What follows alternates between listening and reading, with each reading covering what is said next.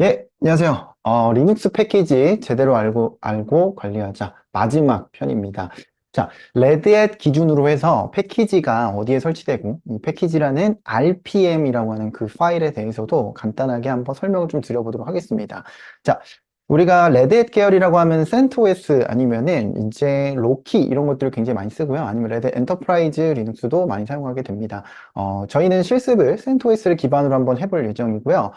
이제 염 명령어와 DNF 명령어는 사용법은 거의 동일하기 때문에 저희가 같이 이용을 해서 보고요. 이 경로라든지 설정 파일 이런 거는 조금 차이가 있을 수는 있습니다. 그래서 그거를 감안해서 볼 수가 있겠습니다. 자, 우리가 이제 업데이트를 통해서 패키지 정보를 얻어오죠. 명령어로는 염 체크 업데이트, DNF 체크 업데이트 이런 식으로 이제 패키지 정보를 얻어올 수 있어요. 하지만 이제 염이나 DNF 같은 경우에는요, 정보가 없으면 정보가 없는 상태에서 인스톨레이션을 하려고 했을 때 이 정보를 얻어오는 이 업데이트 과정을 같이 하기는 합니다. 이거는 사실 최적화의 기능이라고 보시는 게 맞고요. 원래는 기능이 나눠져 있다라고 보시면 돼요. 근데 이제 패키지 정보를 통해서 외부 패키지나 혹은 공식 패키지 저장소로부터 실제 패키지 파일을 다운받을 수 있고요. 이때는 데비안이나 우분투 계열이 아니라 레딧 계열이기 때문에 RPM이라고 하는 .rpm 파일이 저장이 됩니다. 경로는 바의 캐시의 염 안에 패키지스 폴더 혹은 DNF의 패키지스 폴더 요 아래에 저장이 되고요. 실제로 이게 임시적으로 저장이 되고 이 파일을 기반으로 해서 인스톨레이션이 되죠. 그래서 계속 말씀드리지만 세 가지 패키지 정보, 패키지 파일, 그리고 패키지 파일을 통해서 인스톨레이션 이렇게 세 단계를 항상 구분해서 봐야 됐죠. 근데 여기서 패키지 파일이 저장되는 곳 그리고 그걸 가지고 인스톨레이션하는 과정 이 부분을 한번 모니터링을 한번 해보도록 하겠습니다. 자, 여기 보이는 것처럼 와치 명령어를 통해서요 1초에 한 번씩 이 구조를 살펴볼 거고요. 그 다음에 인스톨레이션은 이제 마리아DB라고 해서 이제 MySQL에서 이제 떼어져서 나온 프로젝트이죠. 오픈소스 프로젝트이고 데이터베이스 프로그램입니다. 요거를 마리아DB를 한번 설치를 하면서 가보도록 하겠습니다. 자, 보면은 지금 오른쪽에다가요. 와치를 할 거고요. 자, 여기서 와치라는 명령을 통해서요. 트리를 할 거고 바의 캐시의 네, 요 안을 이제 좀 들여다보도록 하겠습니다. 여기서 1로 넣어야 되죠. 1초마다 보는데요. 여기서 일단은 수도 0 체크 업데이트부터 하죠. 그러면은 이제 패키지 정보가 일단은 채워지는 것을 볼 수가 있겠고요. 근데 그 중에서도 패키지스라는 폴더 보이시죠? 패키지스라는 폴더 안에는 뭔가 내용이 지금 트리 구조로 보이지는 않고 있어요. 근데 요 부분에서 이제 채워지는 게 이제 볼 수는 있을 겁니다. 자, 제가 한번 해보도록 할게요. 자, 보면은 수도 0 인스톨 마이너스에서 마리아 DB 서버 이렇게 인스톨레이션을 해주면은 자 이거 쳤을 때 딱 잘 봐야 돼요. 자 보면은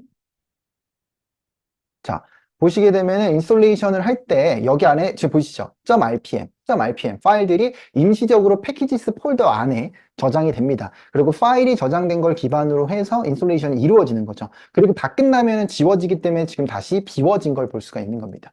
폴더를 1초마다 계속 확인을 한 거기 때문에 생겨났다가 다시 지워지는 거를 실시간적으로 지금 볼 수가 있는 거고요. 그러면 이런 거를 그러면 도대체 왜 알아야 되냐라고 말씀하실 수가 있어요. 왜 그러냐면 문제 해결 때문에 그렇습니다. 자, 우리가 문제 해결을 할 때는요, 그냥 결과, 현상만 봐서는 절대 해결이 안 돼요. 그냥 에러 메시지, 뭐가 안 돼. 여기에만 집중하는 게 아니라요, 이 전체 구조를 볼 줄 알아야 됩니다.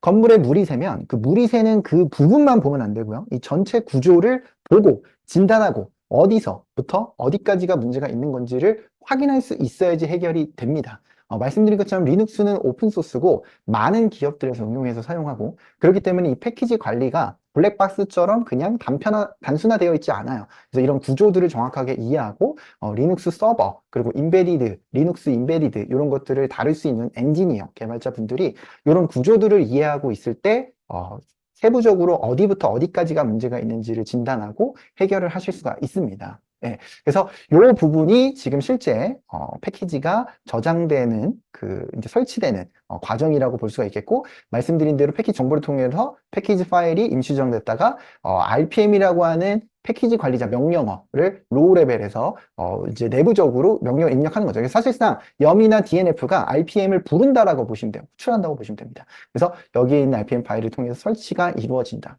물론 이제 RPM 명령어를 우리가 직접 입력할 수도 있어요. 이런 식으로 설치된 위치를 확인하고요. 그리고 뭐 기타 .rpm 파일이 따로 있을 때 인스톨레이션 하기 위해서 rpm 명령어를 쓸 수도 있습니다. 마치 dpkg도 마찬가지인 거죠. 그래서 그 구조로 쓸 수 있고, 근데 평소에는 저희가 yum이나 dnf를 통해서도 거의 가능하죠. 그래서 yum이나 dnf를 하이 레벨 패키지 관리자, rpm이나 dpkg 같은 거를 로우 레벨 패키지 관리자라고 또 얘기할 수 있습니다. 자, 설치된 것도 한번 확인해 볼 수가 있는데, 우리가 빔 한번 다시 한번 설치를 해보고, 아마 이전에 설치를 해서 괜찮을 것 같긴 한데, 빔이죠. 예, 설치는 됐고요. 요거를 기준으로 해서 한번 찾아보면은 yum list installed로 해서 그랩으로 빔을 한번 살펴보게 되면은 이렇게 빔 설치된 것도 볼 수 있겠고요. RPM 해가지고 해당 부분 복사를 해서 붙여넣기 해서 이렇게 보시게 되면은 이제 수많은 경로에 분산이 돼서 저장이 됐고요. 이 패키지 파일은 .rpm, .dev 이런 식으로 하나의 파일로 묶여져 있지만 여기가 풀어지면서 굉장히 많은 파일들이 다양한 공간에 저장이 됩니다. 그래서 말씀드린 대로 폴더들은 역할들이 있어요. 그래서 바이너리 파일이 저장될 수도 있고, 라이브러리 파일 혹은 이제 설정 파일, etc 폴더 같은데 설정 파일 이런 것들이 각각의 목적에 맡아서 폴더에 분산돼서 저장이 되게 됩니다. 그래서 설치하는 위치까지도 알아볼 수가 있겠습니다. 자, 이렇게 해가지고요. 우리가 패키지 관리를 할 때 설치를 하고 패키지라는 게 뭐고 그리고 어디에 설치되는지를 확인하는 이런 과정들을 한번 쏙쏙들이 들여다봤고요. 여러분들이 다양한 문제 사례를 보고 싶으시면 제로베이스 강의를 한번 확인해 보셔도 좋을 것 같고요. 이제 그게 아니더라도 이 구조를 여러분들이 따로 그려서 살펴보시게 되면 다양한 문제들을 해결하실 때 훨씬 더 큰 도움이 되실 거라고 생각이 들어요. 자, 질문 있으시면 꼭 댓글 남겨주시고요. 다른 좋은 영상으로 또 인사를 드리도록 하겠습니다. 감사합니다.